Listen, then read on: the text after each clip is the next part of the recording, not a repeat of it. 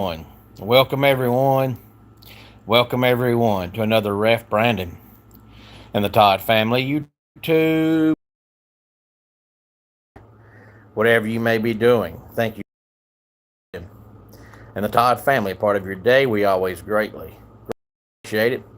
If you jump on here live here on this Monday evening, leave a comment in the comment section down below. Make sure to give the video a like, a thumbs up. If you have not yet subscribed, please do so. Share the video on all social media platforms. Tell your friends, tell your family about the channel, and make sure you click that bell so you'll get notified whenever we go live. And I hope and trust everybody had a fantastic Monday, and I hope the rest of your week goes just as smooth. I know this upcoming Saturday is the first time in a while I don't have a wrestling show, so this weekend I'm planning on sitting on my pancake butt and not doing a dadgum thing. But tonight I want to talk about this list I saw over the weekend pertaining to college football. Good evening, Keveron. Glad to have you here as always. And speaking of college football, Keveron knows that every day is a good day to be a Clemson Tiger fan. But talked about earlier in the off season, we know that the longer than the in season. But I wanted to talk about it again because, for one, this list was from a different page, so it's not the same writers. And for two, this list had more categories. And for three, this list has more teams. And for four, I think this list is a lot more controversial than the last list was. If you like controversial stuff, and a lot of college football fans are very, very, very finicky and very, very, very sensitive, and they find every reason they can get their panties in a wad and think that everybody's out to get their team. But this list, if you're the kind that likes controversy, I can see some controversy in this. Me personally, it doesn't bother me. I don't care what somebody's opinion is. But for those of you that get wound up, I could see some reasons to be wound up about this list. But it's 68 teams total, unless I counted wrong. I counted 68 teams. So it's not all FBS teams. Matter of fact, if there's 138, and I counted right, and this list has 68, that's one shy of half. So it's basically half of FBS. And it's not just the Power Four conferences. There are some teams from what they call the Group of Six that's on here. So it's not everybody, but I counted 68. So if you want to count as we go along, you can. But it's a different categories of teams and what teams would go in what category. The last one I did was back in March or April, and I want to say it was like 5 categories. This one you've got only blue bloods, old blood, story program, new blood, have never won a national championship, respectable programs, will never be a blood of any kind, and bottom feeders. So you've got 8 categories on this one. And the last one, I believe you had blue bloods, new blue bloods. I think you had bottom feeders, and then you had one category of like middle of the road teams. And this one you've got 8 categories. And only blue bloods has 3 teams, and that's Alabama, Ohio State, and Michigan. That's the only 3 teams in the only blue bloods category.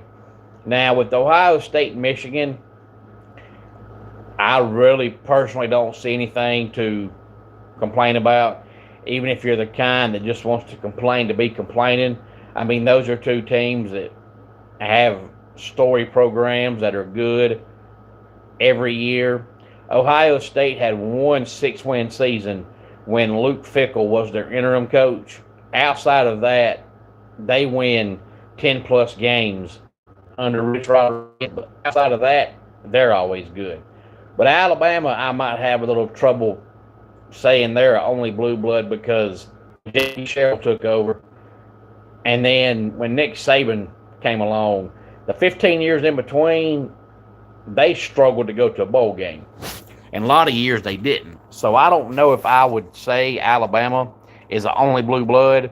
For the most part, yes. But that 15-year stretch between about 93 and 07 was not very good. And then the old blood, you have Notre Dame, Texas, Penn State, Florida, Nebraska, Oklahoma, USC, and Miami. So 8 teams in that category. And then in new blood, you have Georgia, Clemson, and LSU. Hey there, Cal. Glad to have you here on this Monday evening. And new blood with Clemson, I understand because just like Alabama, even though they don't, give them a strike for it, between Danny Ford and Dabo Swinney, Clemson had a lot of years where they'd go to bowl games, but it'd be, them finishing 6-5. So it'd be the Humanitarian Bowl or the Tater Tots Bowl or something like that. Nothing to brag on. But I don't know if I would call Georgia a new blood when Georgia's a top 10 team every single year. So in order to be a new blood, they had to have somewhere along the way stopped being a blue blood and came back. But I don't know how you stop being one when you're a top 10 team every year. But according to this, they must have stopped somewhere considered new blood. Cal, if you're new to the channel, thank you so much for stopping by. Feel free to give the video a like, a thumbs up, and subscribe to the channel. Tell your friends, tell your family about the channel. Storied programs, we have 8 teams. Tennessee, Texas A&M, Florida State, Pittsburgh, Cincinnati, Georgia Tech, Iowa, and Auburn. And then in the category of never won a national championship, we have 9 teams. Oregon, West Virginia, Wisconsin, Virginia, Oklahoma State, Missouri, Duke, and Arizona State.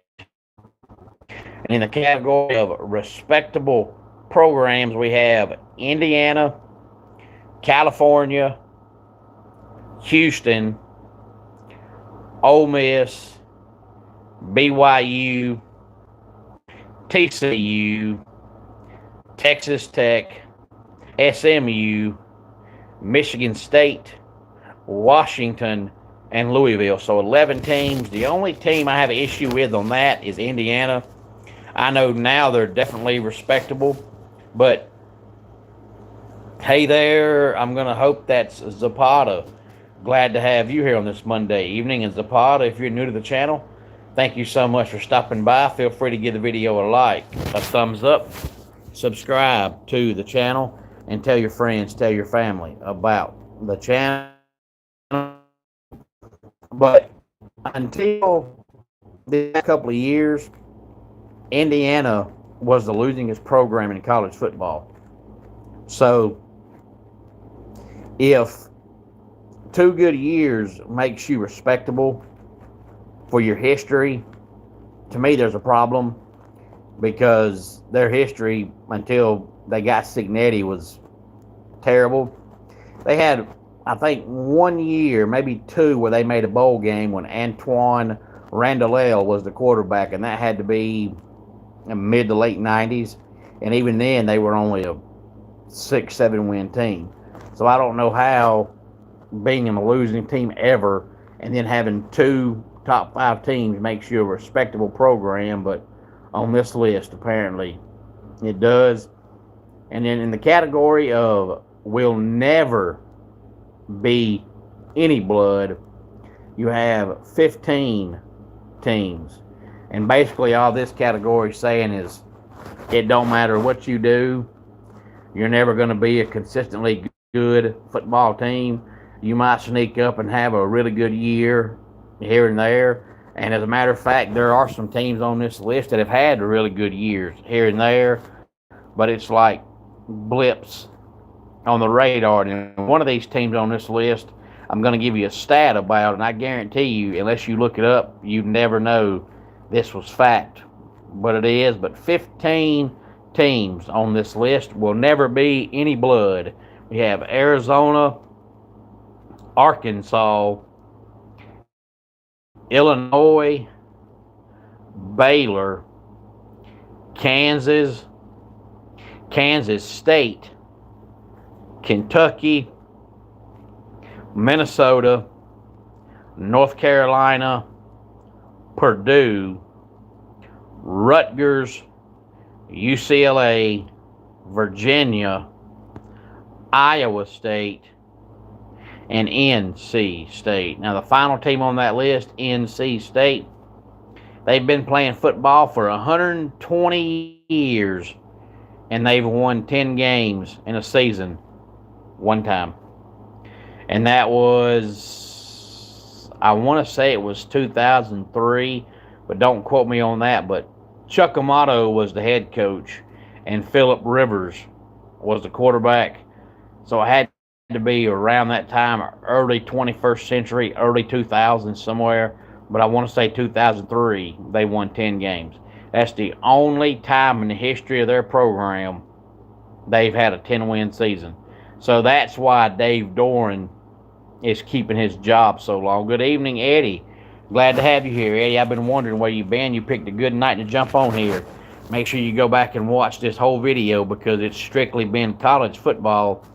And it's because I saw this list on Friday and wanted to make sure I talked about it here on the channel. It was somebody's opinion of, we'll call it the 68 FBS teams that matter, Eddie, because we know there's 138 FBS teams. There's 68 on this list, so basically you're one short of having half the teams. But it's not just the Power 4 conference teams. There are some teams on here from the group of 6 conferences, but it's listed in 8 different categories, and then there's a different number of teams in each category. We had only blue bloods, old blood, story programs, new blood, have national championship, respectable programs, and then what I just did, Eddie, was will never be any blood. We still have one to go, which is titled bottom feeders, and there's 11 teams in that list. But the reason why Dave Doran keeps his job so long, speaking of will never be any blood, NC State on that list, they've been playing football for 120 years, and they've had one 10-win season. So NC State, more than likely, the people that run that program, the AD, the commissioner, the general manager, the president, all of them, they look at their history and say, you know what? We know Dave Doran is only winning 7 or 8 games a year, but if you look at the history of our program, we've had one 10-win season in 120 years. So it's not like, we're a respectable football team. We're an average team at best. We hardly ever have a 3 or 4 win season, but we don't have 10-win seasons.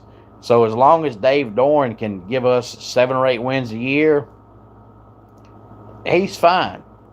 So more than likely, as long as Dave Doran can continue going 7-5 or 8-4, he'll probably be there for as long as he wants to be there. And it's hard to believe too, because you look at NC State, what they did to get Will Wade when they should have known that he was probably more than likely going to leave and go back to LSU. Plus, as crooked as he was, they didn't care. They wanted to win.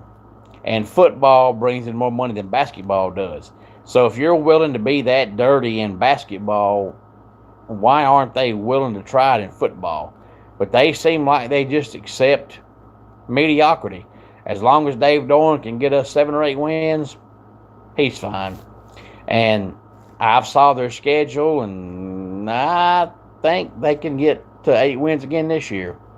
Hey there, Haywood. Glad to have you here on this Monday evening. And Haywood, I always look forward to August because high school football starts in August. And then we have NFL preseason in August. And then in late August, college football starts. So on August 1st, which is 1 week away, next Monday, we can always wake up on August 1st that morning and say, well, football starts this month. So starting next week, you can say, well, football returns this month. Our final category is bottom feeders. And we have 11 teams. As I said a while ago, we have Northwestern, Maryland, Mississippi State, Colorado, Boston College, Stanford, Central Florida, Syracuse, Wake Forest, Vanderbilt, and South Carolina. And honestly, really, truly, I'm surprised to see South Carolina in that category. I mean, I don't know what other category you put them in because they're not only a blue blood. They're not an old blood. They don't really have a storied program. They've never won a national championship, so you could put them in that category. But you could also put them in the respectable program category because most years they're respectable. Most years they're 6-7 win team, and if you don't show up and at least play your B+ game, they can beat you. So I would say they could be a respectable program. They could also, to me, be in the category of will never be a blue blood or any kind of blood because South Carolina, I don't care who their coach is, they're never going to be a consistent top 10 program. Steve Spurrier gave them the best 3 years they've ever had, and he still never won the conference. So it's not like they're going to be a consistent top 10 team year in, year out because they're not. So I would say they could also be in the a blood category because I don't think they're going to have, a long enough reign of being a top 5, top 10 team. But they could be a respectable program. They could have never won a national championship because they haven't and they're never going to win one. So they could be in different categories. But when I think of bottom feeders, I could think of Vanderbilt. I could think of Wake Forest. Might even think about Northwestern on occasion. They sneak up and have a good year here and there, but for the most part, they're not very good. And I could think of Colorado, probably even Boston College. But when I think of bottom feeders, South Carolina wouldn't cross my mind because to me, bottom feeders are programs that just consistently win 3-4 games year in, year out. And South Carolina usually goes to a bowl game. So I think going to a bowl game does not make you a bottom feeder. Apparently, my ideas is different than whoever did this list ideas. And Haywood, I don't know what you mean by shock the world. I haven't even looked at what Central Florida's predicted win total is.